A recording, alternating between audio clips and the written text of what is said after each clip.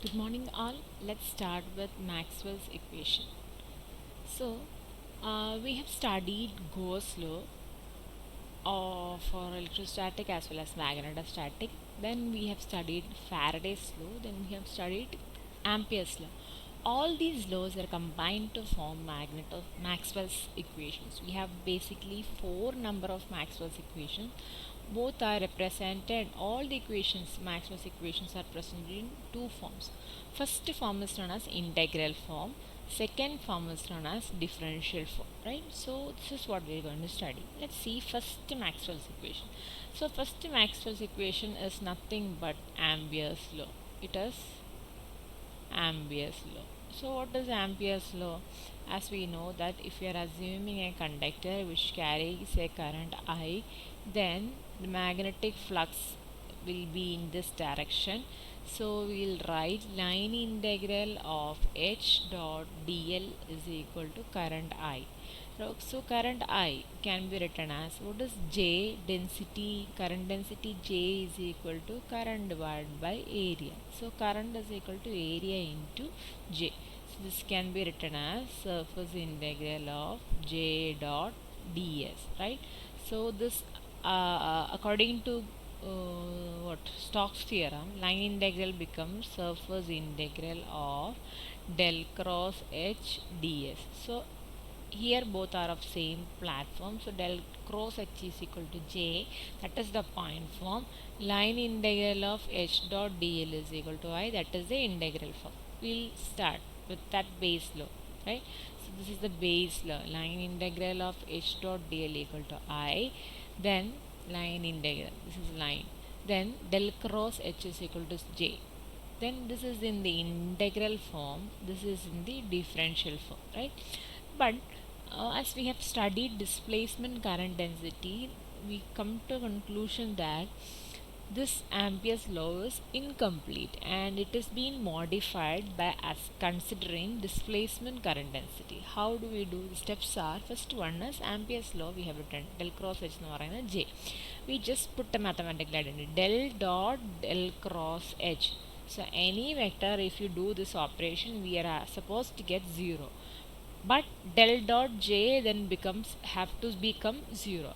But according to continuity equation or KCL, then del cross j is actually minus dou rho v by dou t. It can't be equal to 0. So hence Ampere's law in point form is not accepted. So it is modified by adding a component known as JD. This JD is known as what? Displacement current density. Displacement current density, right? So now we apply that earlier identity del dot del cross, which is equal to del dot j plus del dot jd. It can be equal to 0 because this thing can be positive quantity or this can be negative quantity and it can become 0. So del dot j, minus dou rho v by dou t. So del dot jd equal to minus of that quantity. So it is becomes plus dou rho v by dou t, right? Then from Gauss law, we'll study that later. From Gauss law, we obtain rho v equal to del dot d. So we have replaced rho v by del dot d. So we'll get j dot d jd equal to del dot dou d divided by dou t. We'll get. So what is jd? jd can be written as dou d divided by dou t. So derivative form of Maxwell's first equation, which is modified, is known as derivative this del cross H is equal to j plus jd or dou d by dou t. This equation is known as Maxwell's first equation, in which form? Differential form, or we'll call it as in point form, right? Then we will derive integral form of the same equation. For that, for this thing we put a surface integral on left and right. The surface integral of del cross H is equal to surface integral of j plus dou d divided by dou t. Then according to Stokes theorem, what we know? Line integral of a vector a dot dl is equal to surface integral of del cross a ds. This is what is known as Stokes theorem. So applying this del cross A becomes equal to line integral. So this thing becomes what? Line integral h dot dl is equal to surface integral j plus dou d by dou t. This is your integral form of Maxwell's first equation that is shown over here. This is the final equation, that is the integral form, and this is a differential form. So that's over. Let's move on to Maxwell's second equation. Maxwell's second equation is nothing but Gauss law, right? So Gauss law are of two types: electrostatics as well as magnetostatics we have. Here we are talking about electrostatics. Gauss law in electrostatics.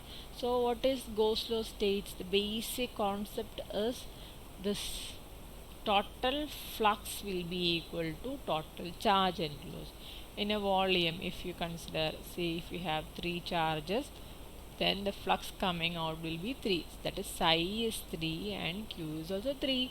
So psi equal to q. So that psi can be written as surface integral of d dot ds. Q can be written as volume integral of rho v dv. We'll detail step by step. So from Gauss law we know psi equal to q. So surface integral d dot ds equal to q. Then we know what is rho v dq by dt. So q can be written as rho v is volume integral of rho v dv. So this q, surface integral of d dot ds equal to rho v dv, you can write volume integral. This is the integral form of Maxwell's second equation. Then we have to apply divergence theorems to this term. So what is divergence theorem? Surface integral of A dot ds equal to volume integral of del dot A dv. So here instead of A we have d dot ds, that will become del dot d dv. So now this is volume integral, this is also volume integral. So you can write rho v equal to del dot d. This is the differential form. So this is a differential form, this is the integral form. So both these are used over here, integral form and differential form of Maxwell's second equation. Clear? So this identity is being used in the first Maxwell's equation also, that is del dot d